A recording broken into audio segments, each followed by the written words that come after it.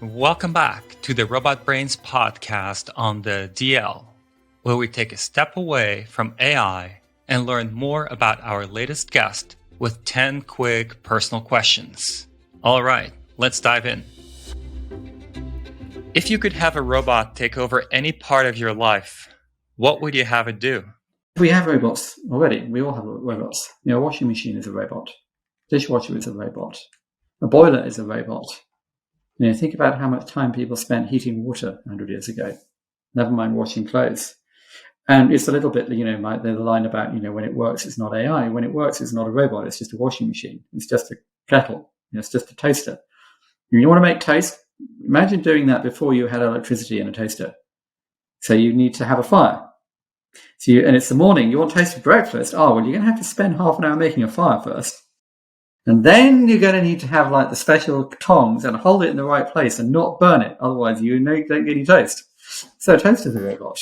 Everything is, we're surrounded by these kinds of things and we don't see them anymore. Who has inspired you the most in your career journey?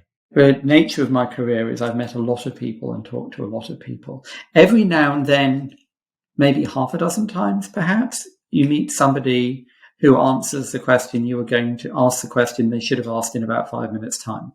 And that happens every now and then, and meet somebody like that. It's like, okay, let me slow down and think a little bit harder about what I'm going to say next.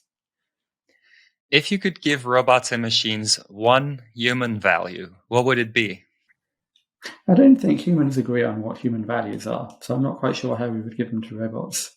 It always amuses me that, philosophers have spent 2,500 years trying to explain virtue. Well, what would it mean to be good and how would you know? And have not reached any kind of workable consensus. And then somehow the technology industry is supposed to get it in a week. Outside of the world of tech, what excites you most about the current state of the world? Oh, I don't know. I mean, different people are interested in different things. I'm not interested in Marvel movies, and I like going to art galleries. Other people are the reverse. Everybody's interested in something else. If you had to give up work and volunteer for the rest of your life, what will you go do and why? Well, I have no idea. What's the last book you read? I'm rereading a book called Marco by Patel, which is a series of short stories about Italy in the 50s. They're little still lifes of an unskilled labourer in maybe Milan, maybe Turin in the late 40s, early 50s. And, his sort of the way that he looks at the world and sees sort of glimpses of nature in the middle of the city. Best present you've ever received?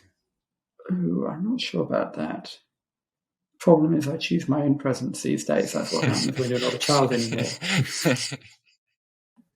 Dinner with one person, living or deceased? I don't know. There's always a sort of the puzzle element of this, or the malign oracle element of this, which is that you say you want to have dinner with Plato, and there he is, and you don't speak ancient Greek, and so you're kind of screwed. So I'm not sure how to answer that. Well, I think that was a great answer in itself. Most overrated virtue? I don't know. I just always try and be curious. So that doesn't seem overrated virtue. Thinking about that seems a really good virtue. Well, it depends. Curiosity can lead you to bad places as well as good. You're quite a public figure, so people know a lot about you, at least about the things you think about and you do for work. But what's something that many people don't know about you? But if there's something that people don't know about me, it's probably because I don't want them to know. You can't get something out of you here. Well, I don't. It would either be something boring or something that I prefer not to talk about.